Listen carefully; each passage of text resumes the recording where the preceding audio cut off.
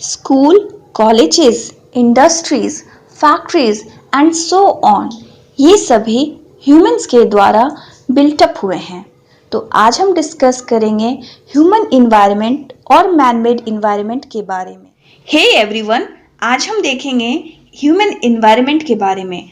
So as the name suggests, human environment means this environment who has created. So we human beings has created this environment. So early mans लोग जो थे, हमारे कह सकते हैं बहुत बहुत पुराने एंसेस्टर जो हुआ करते थे, वो लोग क्या करते थे, उन लोगों के पास उनकी ज़्यादा खास डिमांड नहीं हुआ करती थी। जो है वो उतना में खुश रहते थे। उनको ना कुछ कह सकते हैं अच्छे वाले घर की ख्वाहिश हुआ करती थी, ना अच्छा डिश खाने की ख्वाहिश हुआ करती थी। जो भी जानवर, पत्ता, घास, जो चीज़ भी मिलता था वो उसे खा लेते थे। और रहने के लिए उन्हें कोई अच्छी खासी बिल्डिंग्स भी या घर की ज़रूरत होती नहीं थी।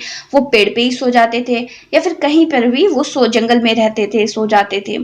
तो मीन्स हम कह सकते हैं कि ह्यूमन बींग्स जो होते थे अर्ली डेज में, तो उनका कुछ खास डिमांड नहीं होता था।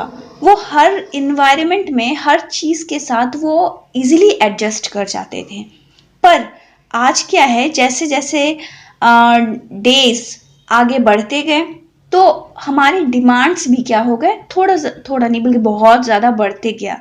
और डिमांड इतना ज़्यादा बढ़ गया है कि आज हम उस डिमांड को फुलफिल करने के लिए इन्वायरमेंट को बदलने लग गए हैं। अब वो कैसे? तो हम लोग पेड़ काट करके शेल्टर के फॉर्म में उसे यूज़ करने लगे हैं, इंडस्ट्रीज़ को सेटअप करने लगे हैं, और भी बहुत तरीके से हम आज इन्वायरमेंट को चेंज कर रहे हैं। सो हियर वी कैन से आज जो ह्यूमन बींग्स हैं वो नए तरीके सीख गए हैं, जिससे कि इन्वायरमेंट को वो काफ़ी बदल रहे हैं। और ये कब हुआ है? जैसे जैसे टाइम ग्रो हो गया है तो ये बहुत सारे चेंजेस आने लगे हैं। ये पहले नहीं हुआ करता था। पहले तो जो अर्ली ह्यूमन बींग्स थे वो काफ़ी सिंपल लाइफ बिताया करते थे और उन्हें कुछ खास उनकी डिज़ायर या कह सकते हो विशेज़ नहीं हुआ करती थी।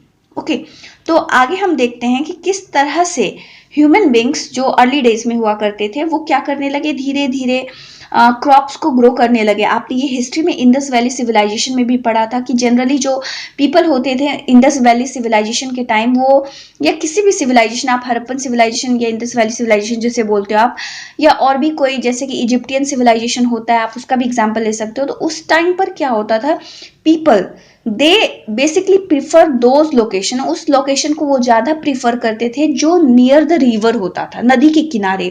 वो ऐसा इसलिए क्योंकि वो जो पानी होता है नदी का, वो उसे बहुत तरह से एडवांटेजेस प्रोवाइड कराएगा, और नदी के पास वाला लैंड जो होता है काफ़ी ज़्यादा फर्टाइल भी होता है उसके सॉइल, तो क्रॉप्स कल्टीवेशन में काफ़ी ज़्यादा मदद करता है fertile soil. So you can से जो अर्ली मैन्स होते थे सिविलाइजेशन के टाइम पर भी और पहले भी ऐसे भी, वो जनरली फर्टाइल लैंड्स के पास ही सेटलमेंट अपना रखते थे ताकि वहाँ पे वो क्रॉप्स को ग्रो कर सके। और जैसे जैसे अर्ली मैन्स ने क्रॉप्स को ग्रो करना सीखा तो उन्होंने वो इतना ही नहीं बल्कि साथ साथ वो अपने साथ एनिमल्स को भी रखा करते थे, जो एनिमल्स उन्हें बहुत बेनिफिट भी प्रोवाइड करते थे। बहुत तरह के, जैसे कि मिल्क मिलता ही था उनके स्किन से, वो अपने आप को भी कवर करते थे from the cold. Okay, after that animals जो होते थे वो यूज़ करते थे, जब उनको खाना की कमी पड़ जाती थी वो एनिमल को ही खा जाते थे। ओके, तो अर्ली मैन्स, इसीलिए तो हम लोग कहते हैं कि वो उतने सिविलाइज्ड नहीं हुआ करते थे। आज हम प्रॉपर वे में खाना को पका के खाते थे, तो वो उतना कुछ पकाने उकाने का डिमांड भी नहीं करते थे। जब फायर की थोड़ी बहुत इन्वेंशन हुई फायर की, तब थोड़ा बहुत उन्होंने कुक करना भी स्टार्ट किया।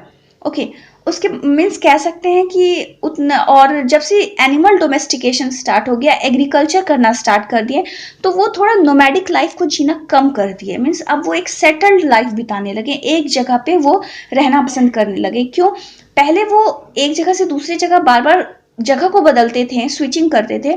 Only one was the reason, that is food नहीं होता था। तो फूड नहीं होने से वो क्या करते थे, एक जगह से दूसरी जगह जाते थे। अब फूड को ग्रो कर रहे हैं, एनिमल को भी डोमेस्टिकेट कर रहे हैं, तो इससे वो एक सेटल्ड लाइफ जीना स्टार्ट कर दिए। इतना ही नहीं, जब व्हील की इन्वेंशन हुई, this has change the scenario completely. How? See, wheel की इन्वेंशन से मीन्स ट्रांसपोर्टेशन सिस्टम में कहते हैं रिवॉल्यूशन आ गया। ओके अब जो सरप्लस फूड होता था मतलब जैसे जितना प्रोड्यूस हुआ कंजप्शन करने के बाद जो बच जाता था वो इजीली क्या किया जाता था उसे यू कैन से यूज्ड फॉर ट्रेड मतलब अगर जिसे चाहिए होता है हम उसे ट्रेड के पर्पस पे यूज कर सकते हैं उस सरप्लस अमाउंट ऑफ फूड को। अब उस टाइम पे मनी सिस्टम जैसा हम जानते हैं कि अवेलेबल तो था नहीं, तो अब पैसा कहाँ से आता था? तो उस वक्त पैसा नहीं होता था, उस वक्त हम सामान के बदले सामान मतलब कोमोडिटी फॉर कोमोडिटी वाला कॉन्सेप्ट यूज करते थे। अगर आपको कुछ सामान खरीदना है और मुझे भी कुछ सामान खरीदना है तो हम दोनों एक दूसरे के गुड्स को एक्सचेंज कर सकते हैं। अगर हमारा जो होता है विशेष फुलफिल हो रहा है, जो भी हमारी डिजायर्स है वो फुलफिल हो रहा है, इसको हम बोलते हैं बार्टर एक्सचेंज। अगर आप बार्टर एक्सचेंज के बारे में और जानना चाहते हैं तो ऊपर आई बटन पे मैंने दे रखा है उसका लिंक, आप जाकर के वहां पे बार्टर एक्सचेंज देख सकते हो कि बार्टर एक्सचेंज होता क्या है एक्चुअली। ओके तो ये जो पहले जमाने में जो ट्रेड होता था अर्ली डेज में तो वो जनरली बेस्ड होता था बार्टर एक्सचेंज पे। ओके फिर धीरे धीरे क्या हो गया, ट्रेड करना लोग स्टार्ट कर दिए और कॉमर्स काफी ज्यादा डेवलप हो गया, ट्रेड काफी ज्यादा फैसिलिटेट होने लगा। अब जो है जैसा हम जान रहे हैं सरप्लस अमाउंट में गुड्स प्रोड्यूस हो रहे थे, ट्रांसपोर्टेशन हो रहा था, ट्रांसपोर्टेशन से ट्रेड एंड कॉमर्स भी डेवलप हो रहा था। अब जो है क्या हो गया, इंडस्ट्रियल रिवॉल्यूशन भी स्टार्ट हो गया था। और सबसे पहले आपको पता ही है कि इंडस्ट्रियल रिवॉल्यूशन जो है यूरोप में काफी ज्यादा पॉपुलर था। क्या हुआ था कि लार्ज स्केल में प्रोडक्शन होने लगा था गुड्स एंड सर्विसेज का। इसका मतलब है कि ज्यादा गुड्स एंड सर्विसेज प्रोड्यूस हो रहे हैं तो अब हमें तो ज्यादा ट्रांसपोर्टेशन सर्विस की भी जरूरत है। क्यों? क्योंकि अब उतने सारे जो गुड्स एंड सर्विसेज हैं उन्हें जो ट्रांसपोर्ट करना है उसके लिए हमें क्या चाहिए, बहुत सारे व्हीकल्स चाहिए, ट्रक्स चाहिए जिसके थ्रू हम क्या कर सकते हैं, ट्रांसपोर्ट कर सकते हैं। So hence we can say industrial revolution सिर्फ गुड्स एंड सर्विसेज में ही यू कैन से रिवॉल्यूशन नहीं लाया बल्कि transportation system, in fact you can say communication system में भी काफी ज्यादा इम्प्रूवमेंट, ड्रास्टिक इम्प्रूवमेंट लेते आया था। So we can say many changes took place in our environment which were mostly due to the natural process and the human activities. So here we can say all because of only industrial revolution जिससे कि production पे impact पड़ा, transportation पे impact पड़ा, not only this communication system पे भी और information system पे भी काफी ज्यादा असर हुआ। सो ह्यूमन इन्वायरमेंट में हमने क्या देखा कि ह्यूमन ओवरऑल कह सकते हैं कि ह्यूमन अपने नीड्स के लिए इन्वायरमेंट को हर टाइम पर स्टिल आज भी वो क्या करते हैं, मॉडिफाई करते हैं, बदलते जा रहे हैं अपने अकॉर्डिंग, अपने नीड्स को फुलफिल करने के लिए they keep on changing the environment.